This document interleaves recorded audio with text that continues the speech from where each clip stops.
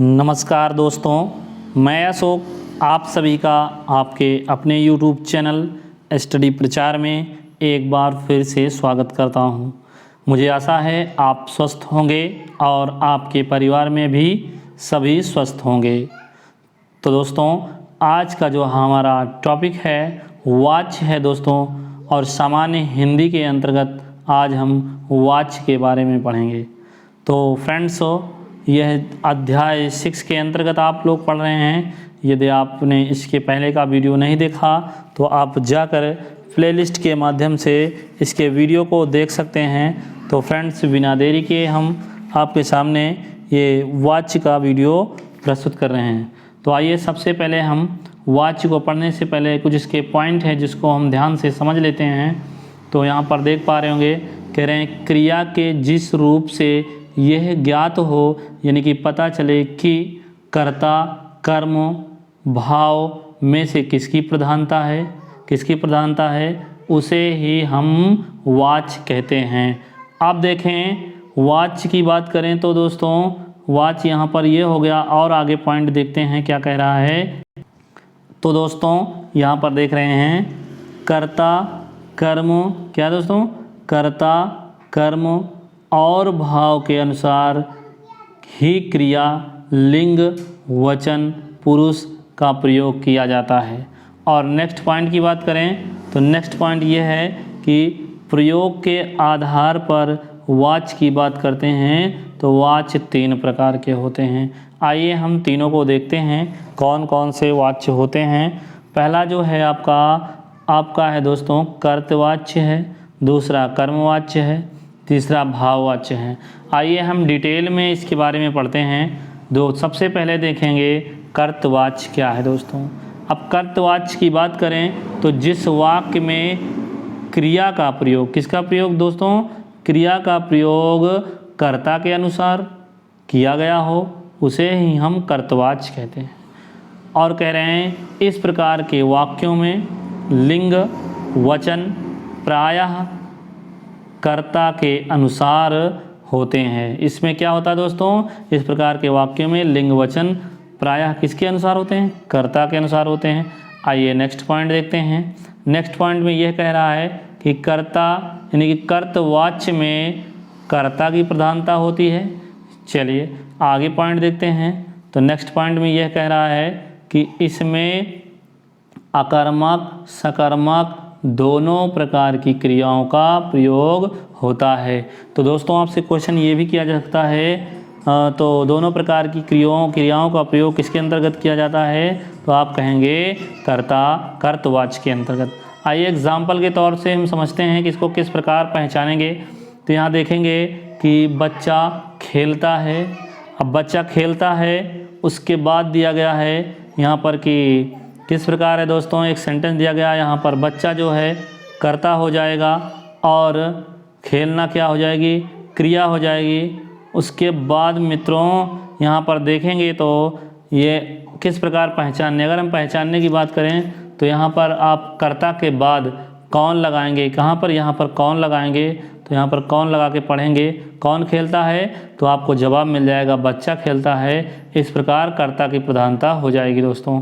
और नेक्स्ट बात करें, नेक्स्ट क्या है, नेक्स्ट क्वेश्चन से समझ लेते हैं कि बच्चे खेलते हैं। अब यहाँ कर्ता है और यह क्रिया है, और यहाँ आप कौन लगा के चेक करेंगे कि बच्चे खेलते हैं, कौन खेलते हैं। तो दोस्तों कौन खेलते हैं तो पता चलेगा बच्चे, तो आपको आंसर मिल जाता है। तो इस प्रकार यहाँ पर कर्तवाच्य हो जाएगा। आइए नेक्स्ट देखते हैं। नेक्स्ट क्वेश्चन है कि यहाँ पर कह रहा है कि शिवम पत्र लिखता है। अब शिवम पत्र लिखता है, यहाँ पर शिवम जो है कर्ता है और लिखता है क्रिया है। और यहाँ पर कर्ता के बाद, यह कर्ता के बाद अगर हम कौन लगा के पूछते हैं कि कौन पत्र लिखता है, तो आपको शिवम आंसर आ जाएगा दोस्तों। तो यहाँ पर कर्तवाच्य होगा। इस प्रकार आप चेक कर सकते हैं। इस प्रकार एक और क्वेश्चन देख लेते हैं। शिवानी पत्र लिखती है, तो यहाँ पर कर्ता शिवानी, क्रिया लिखना है, और शिवानी के बाद यहाँ पर अगर हम कौन लगा के पूछते हैं दोस्तों, तो कौन लगाने पे क्या होता है, आपका यह आ जाता है कि कौन पत्र लिखती है, तो शिवानी आंसर मिल जाएगा। आपको क्या मिल जाएगा, शिवानी दोस्तों आंसर मिल जाएगा। इस प्रकार यह कर्तवाच्य हो जाएगा।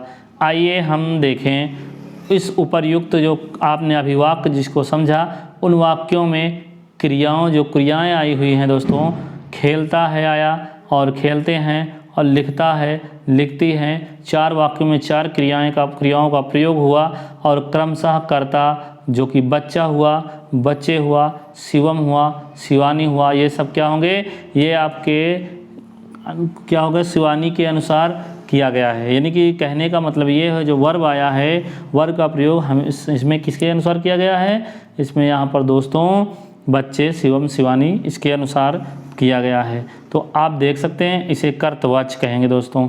यहाँ पर जो प्रयोग किया गया देख पा रहे होंगे दोस्तों इसका प्रयोग। चलिए तो आइए नेक्स्ट देखते हैं। नेक्स्ट हम पॉइंट समझते हैं क्या कह रहा है कि कर्मवाच्य की बात करें तो कर्मवाच्य जिस वाक्य में कर्म के अनुसार क्रिया में परिवर्तन होता है उसे कर्मवाच्य कहते हैं। इसमें कर्म की प्रधानता होती है। क्या होती है, इसमें ऑब्जेक्ट की प्रधानता होती है। इसे हम पैसिव वॉइस भी कहते हैं। आइए हम देखते हैं नेक्स्ट पॉइंट।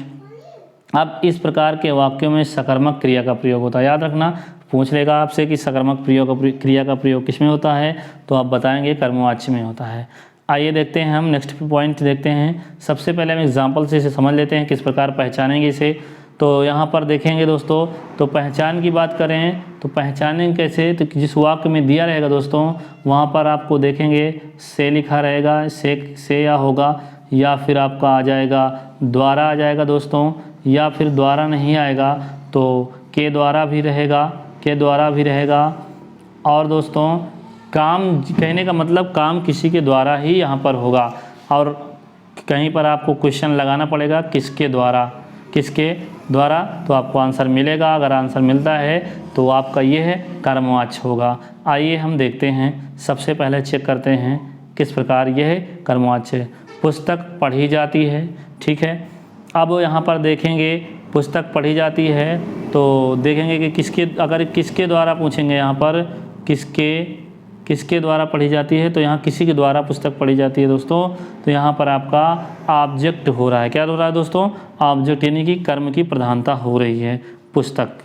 चलिए तो इस प्रकार आगे देखेंगे। यहाँ पर पत्र लिखा जाता है। क्या लिखा जाता है दोस्तों, पत्र लिखा जाता है।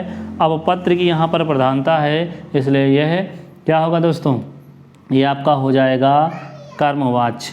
आगे नेक्स्ट देखते हैं। यहाँ पर कहानी लिखी जाती है। अब कहानी जो लिखी जाए किसी के द्वारा, इसलिए यहाँ कहानी जो है ऑब्जेक्ट है दोस्तों। यहाँ कर्म की प्रधानता हो रही है, यहाँ पर यह कर्म है और कर्म आपका पहले भी आ रहा है और यहाँ पर देखेंगे क्रिया है, तो आपकी ये कर्म की प्रधानता, इसलिए ये कर्मवाच्य होगा। अब यहाँ देखेंगे हाथी द्वारा केला खाया गया। हमने बताया दोस्तों इसमें द्वारा और से और के द्वारा भी आता है। तो चलिए आगे हम इसी को जो आपने पढ़ा इसी को हम थोड़ा अच्छे से समझ लेते हैं। समझना दोस्तों, देखें कि ऊपर पॉइंट जो दिया गया था आपने क्वेश्चन को पढ़ा, उसमें कह रहा है उपर्युक्त जो वाक्य थे क्रमशः क्रम के माध्यम से, जैसे कि पहले पुस्तक, फिर पत्र, फिर कहानी, केला और कर्म है दोस्तों। क्या है, कर्म है। ये जो 4-5 चीज़ें आई हैं, पुस्तक, पत्र, कहानी, केला, ये कर्म हैं और इन्हीं के अनुसार ही क्या है दोस्तों, क्रमशः पढ़ी जाती है, लिखा जाता है, लिखी जाती है, खाया गया का प्रयोग किया गया है। इन्हीं के अनुसार दोस्तों यह आपका प्रयोग किया गया है। इस प्रकार देखेंगे यह आपका कर्मवाच्य के अंतर्गत आ जाएगा। अब हम देखेंगे भाववाच्य क्या है। भाववाच्य फीलिंग, जिस वाक्यों में क्रिया का प्रयोग कर्ता और कर्म को छोड़ देते हैं, कर्म को छोड़कर भाव के अनुसार किया गया हो। कहने का मतलब जिस वाक्य में क्रिया का प्रयोग कर्ता और कर्म को छोड़कर भाव के अनुसार किया गया हो तो उसे भाववाच्य कहते हैं। जैसे कि इस प्रकार के वाक्यों में भाव की प्रधानता, यहाँ पर भाव की प्रधानता होती है। और नोट की बात क्या है, इसमें कह रहा है कि भाववाच्य में केवल अकर्मक क्रिया का प्रयोग किया जाता है। बिल्कुल इंपॉर्टेंट है फ्रेंड्स, भाववाच्य में केवल अकर्मक क्रिया का प्रयोग होता है। आइए एग्जाम्पल से समझते हैं। कह रहे हैं और यहाँ पर पहचानने का तरीका क्या है, यहाँ पर दोस्तों निगेटिविटी का ध्यान रखना। हर वाक्य में आपको निगेटिविटी अक्सर देखने को मिलेगा या फिर इसमें असमर्थता मिलेगा। क्या दोस्तों, असमर्थता, असमर्थ, किसी कार्य को कर ना सकना। तो देखते हैं कि तोते से उड़ा नहीं गया, यहाँ पर तोता उड़ नहीं सका, यानी कि असमर्थ है दोस्तों उड़ने में। और अब उससे चला नहीं जाता। नकारात्मक यहाँ देख पा रहे हैं नहीं, नेगेटिव आ रहा है। और शीला से खाया नहीं जाता, आप नहीं देखेंगे, नेगेटिव है दोस्तों। और असमर्थता की बात हो रही है। और देखेंगे, इसी को समझेंगे कि उपयुक्त वाक्य में जो ये आपने वाक्य देखा सारे, इस वाक्य की बात करें तो इस वाक्य में कह रहा है जो आपका उड़ नहीं जाता, उड़ा नहीं जाता, चला नहीं जाता, खाया नहीं जाता आदि क्या है, भाव का इससे पता चल रहा है, जिसमें ना तो कर्ता की प्रधानता, ना ही कर्म की प्रधानता, अतः यहाँ पर फीलिंग भाव की प्रधानता के कारण यह भाववाच्य हो जाएगा दोस्तों। और पहचानने का यही ट्रिक है दोस्तों। यहाँ पर असमर्थ किसी काम करने को असमर्थ को दर्शाएगा दोस्तों, असमर्थता को दर्शाएगा। और क्या कहेगा यहाँ पर, निगेटिविटी को ज़रूर बताएगा। निगेटिविटी मतलब यहाँ पर नकारात्मक चीज़ें मिलेगी आपको। क्या मिलेगी? नकारात्मक, निगेटिव। ठीक है, आप देख पा रहे होंगे हर जगह आपको निगेटिव मिल रहा है। चलिए तो आगे देखेंगे हम। अगला आपको आ जाता है वृत्ति। अब हम वृत्ति के बारे में पढ़ेंगे। वृत्ति शब्द क्या है दोस्तों? अब वृत्ति शब्द की बात करें तो वृत्ति आपका, इसे हम वृत्ति भी कहते हैं या अर्थ भी कहते हैं। तो वृत्ति शब्द अंग्रेजी के मूड शब्द का पर्याय है दोस्तों। किसका? मूड शब्द अंग्रेजी का पर्याय है। और पंडित कामता प्रसाद गुरु के अनुसार बात करें तो वृत्ति के स्थान पर इसके लिए अर्थ शब्द का प्रयोग किया है। पूछा जा सकता है कि वृत्ति के स्थान पर किसने जो है अर्थ का प्रयोग किया है, तो अर्थ शब्द का प्रयोग किया दोस्तों कामता प्रसाद गुरु ने। आइए नेक्स्ट पॉइंट देखते हैं। नेक्स्ट पॉइंट, पंडित कामता प्रसाद गुरु के अनुसार बात करें तो क्रिया के जिस रूप से विधान करने की रीति का पता चले, बोध हो, उसे अर्थ कहते हैं दोस्तों। जैसे लड़का जाता है, ठीक है, आपने देखा एक सेंटेंस, लड़का जाता है, लड़का जाए और तुम जाओ, और यदि लड़का जाता तो अच्छा होता। यहाँ पर आपने 4 वाक्यों को देखा और चारों में अलग अलग भाव का पता चल रहा है, यानी कि इसमें निश्चितता का बोध, निश्चय है दोस्तों। यहाँ पर संभावना पता चल रहा है, और यहाँ पर आदेश की बात हो रही है, आज्ञा की बात, यहाँ पर संकेत की बात। तो दोस्तों वृत्ति का संबंध उस कार्य के व्यापार से है जो लौकिक जगत में घटित नहीं हुई, बल्कि वक्ता के दिमाग में, मस्तिष्क में ही इच्छा संभावना, अनुमान, गेस, ऑर्डर, आज्ञा आदि के रूप में हो। यानी कि जो वृत्ति का संबंध किससे है दोस्तों? उससे है कि जो लौकिक जगत में ना घटित हुई हो, और बल्कि वक्ता जो बोलता हो, वक्ता उसके दिमाग में इच्छा, संभावना, अनुमान, आज्ञा आदि रूप में वो प्रस्तुत हो जाए और निहित हो। क्या हो दोस्तों? उसके माइंड में निहित हो, मस्तिष्क में निहित हो। इसे ही हम देखेंगे। तो दोस्तों क्या कह रहे हैं कि यहाँ पर नेक्स्ट पॉइंट है, और कह रहे हैं वृत्ति को क्रियार्थ भी कहते हैं। अगर पूछा जाए वृत्ति का क्या क्या नाम है, तो वृत्ति को दोस्तों अर्थ भी कहते हैं और क्रियार्थ भी कहते हैं। और क्रियार्थ का अर्थ क्या है? क्रियार्थ का अर्थ है क्रिया का अर्थ या फिर इसका प्रयोजन। दोस्तों क्रिया का अर्थ या प्रयोजन किसका अर्थ है? क्रियार्थ का अर्थ है। और क्रियार्थ किसको कहते हैं? वृत्ति को कहते हैं। और वृत्ति का एक और नाम अर्थ होता है। आइए हम इसे समझते हैं और डिटेल में देखेंगे। हिंदी व्याकरण में मुख्य रूप से वृत्ति, जो कि पंडित कामता प्रसाद गुरु के अनुसार अर्थ कहा गया है, और अर्थ के 5 भेद इन्होंने बताया है, जिसका पहला नाम निश्चय अर्थ, दूसरा संभावनार्थ, तीसरा संदेहार्थ, चौथा आज्ञार्थ, और 5वां है संकेतार्थ। आइए हम पांचों के, इनके बताए गए 5 भेद को बेहतरीन ढंग से समझते हैं। आइए देखते हैं। तो निश्चयार्थ क्रिया के जिस रूप से कार्य के होने या फिर ना होने का निश्चय सूचित होता है, उसे निश्चयार्थ कहते हैं। दोस्तों इनके कहने का आशय ये है कि क्रिया के जिस रूप से कार्य होने का या ना होने का, किसका? होने का या ना होने का, मतलब कि का निश्चय सूचित हो, क्या हो? निश्चय सूचित होता है, उसे निश्चयार्थ कहते हैं। इसको देख लेते हैं एग्जाम्पल के तौर पर। हम खेलेंगे, वह जाएगा, लड़का जाता है, वह शाम को घर जाएगा। तो दोस्तों यहाँ पर निश्चयार्थ हो जाएगा। तो दोस्तों आइए देखते हैं संभावनार्थ। नेक्स्ट देखते हैं दूसरे नंबर का संभावनार्थ क्या है। अब क्रिया के जिस रूप में अनुमान का, गेस का, इच्छा, डिजायर का, कर्तव्य, ड्यूटी आदि का बोध होता है उसे ही हम संभावनार्थक कहते हैं। जैसे देख ले रहे हैं यहाँ पर शायद अब है आए, यहाँ अनुमान लगाया जा रहा है, तुम्हारी विजय हो, यहाँ इच्छा पूर्व व्यक्त की जा रही है। विद्यार्थी शिक्षक की आज्ञा का पालन करें, ये उनका कर्तव्य है। तो यहाँ पर अनुमान, इच्छा, कर्तव्य की बात हुई तो यहाँ पर संभावनार्थ हो जाएगा। आइए देखते हैं नेक्स्ट पॉइंट आ जाता है तीसरे नंबर का, जिसका नाम है क्या है दोस्तों, आपने संभावनार्थ पढ़ा, आप पढ़ेंगे संदेहार्थ। अब संदेहार्थ, संदेह से की बात करें तो इस किसे कहते हैं, क्रिया के जिस रूप से कार्य के होने में संदेह हो, मतलब कि क्रिया के जिस रूप में कार्य होने में संदेह हो उसे संदेहार्थ कहते हैं। जैसे वह आता होगा प्रयागराज में, दोस्तों प्रयागराज में कोरोना वायरस का प्रभाव समाप्त हुआ होगा, शिवम प्रयागराज गया होगा। यहाँ पर आप देखेंगे संदेह है दोस्तों, काम पूरा होने में क्या है, संदेह, डाउट है दोस्तों। चलिए तो इस प्रकार ये संदेहार्थ हो जाएगा। आइए चौथा देखते हैं, चौथे का नाम है दोस्तों यहाँ पर विध्यर्थ या फिर आज्ञार्थ। क्रिया के जिस रूप से आज्ञा, उपदेश, निषेध, किसका दोस्तों, क्रिया के जिस रूप से किसका पता चले, किसका, आज्ञा का, उपदेश का, निषेध आदि का बोध हो उसे विध्यर्थ या फिर आज्ञार्थ कहते हैं। जैसे राम तुम विद्यालय जाओ कि आदेश दिया जा रहा है, आज्ञा दिया जा रहा है। गरीबों की मदद करनी चाहिए, यहाँ उपदेश दिया जा रहा है। यहाँ मत आना, ये निगेटिविटी है, निषेध है। जरा मेरी सहायता कीजिए। आप देखेंगे यहाँ पर तो दोस्तों यहाँ पर देखने को मिल रहा है कहीं ना कहीं आज्ञा, उपदेश और निषेध मिल रहा है, इसलिए यह आज्ञार्थ या विध्यर्थ होगा। चलिए आप देखते हैं क्वेश्चन 5 आ जाता है, उसी का पार्ट संकेतार्थ।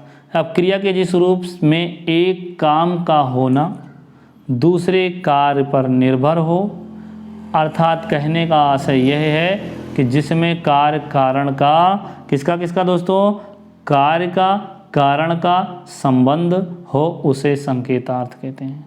यानी कार्य होगा अगर उसका कारण होगा तब। आइए एग्जाम्पल से समझते हैं।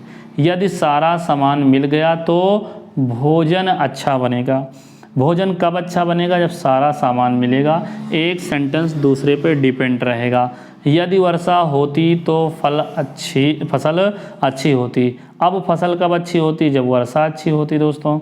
चलिए तो एक सेंटेंस दूसरे पे डिपेंड है। यदि मैं बनारस जाता तो गुरुदेव का आशीर्वाद प्राप्त होता। जब आप बनारस जाते हैं तो गुरुदेव का आशीर्वाद प्राप्त होता। अब जाएंगे नहीं तो प्राप्त कैसे होगा। इस प्रकार आप एक सेंटेंस को दूसरे पे डिपेंड कर रहा है। आइए नेक्स्ट देखते हैं। किंतु अब डॉक्टर सूरजभान सिंह भी आ जाते हैं। इनके अनुसार सहायक वृत्तिक क्रियाओं के अंतर्गत 2 प्रकार की सहायक वृत्तिक क्रियाएं होती हैं।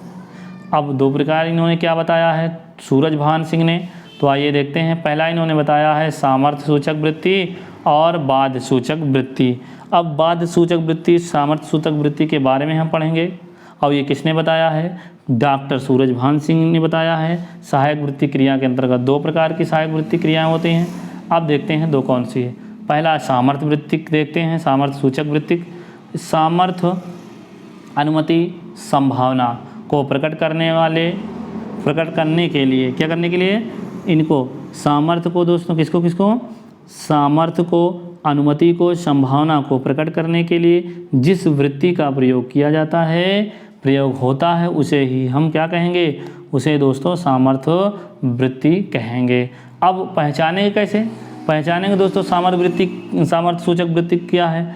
तो आपको देखने को मिलेगा ये एक चिन्ह जिसमें सक लगा होगा, पा लगा होगा, या जा लगा होगा, ते, बन आदि जैसे शब्द आपको मिलेंगे।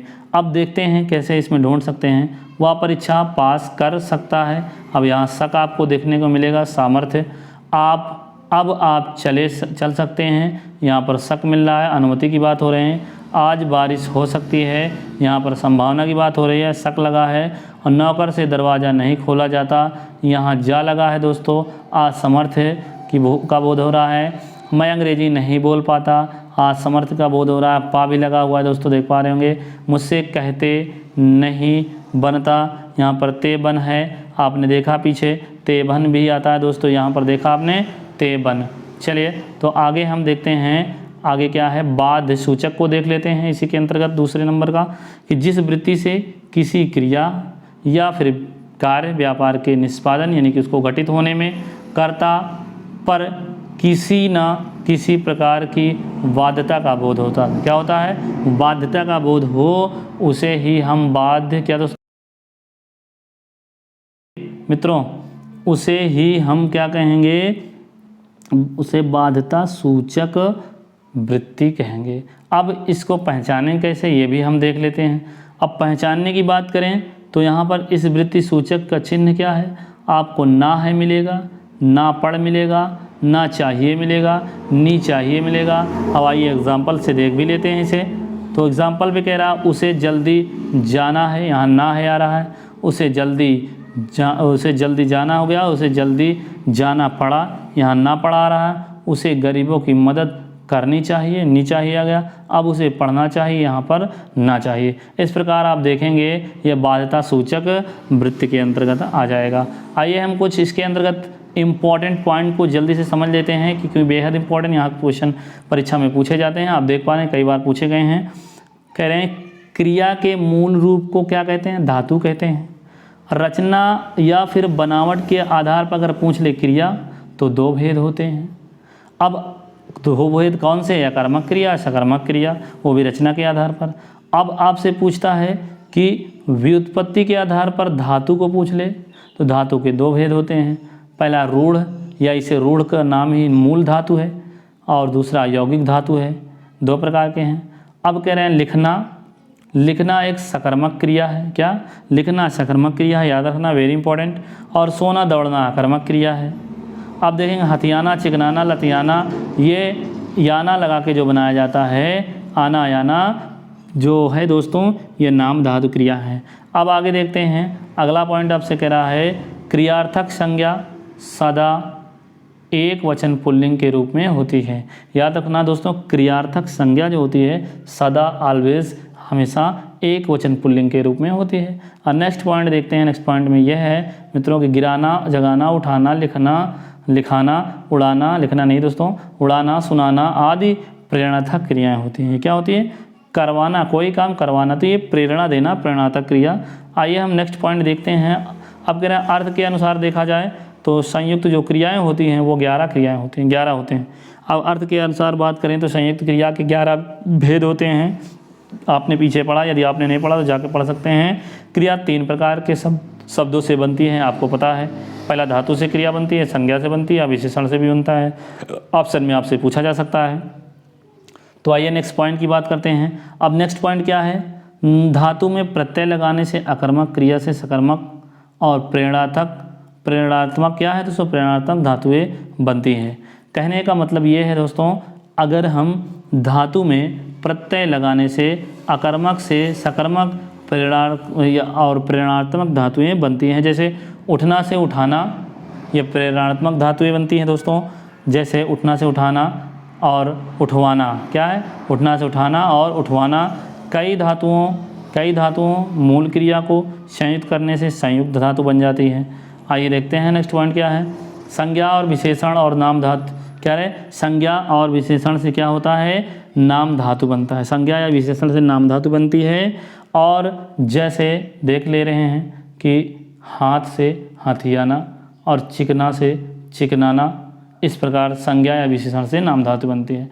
आइए नेक्स्ट पॉइंट देख लेते हैं। प्रयोग के आधार पर वाच्य की बात करें तो प्रयोग के आधार पर वाच्य हमेशा 3 प्रकार के होते हैं। जिस वाक्य में कर्ता की प्रधानता होती है दोस्तों, जिस वाक्य में किसकी प्रधानता, कर्ता की प्रधानता होती है, वहाँ लिंग वचन, और लिंग वचन की बात करें दोस्तों प्रायः कर्ता के ही अनुसार होते हैं, और वे वाक्य कर्तवाच्य होते हैं।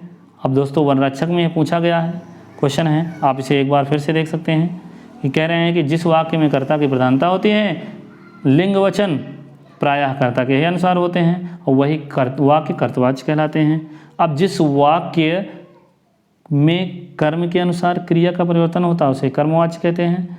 यह भी क्वेश्चन पूछा गया मनोरक्षक परीक्षा 2018 का। जिस वाक्य में भाव की प्रधानता उसे भाववाचक कहते हैं दोस्तों।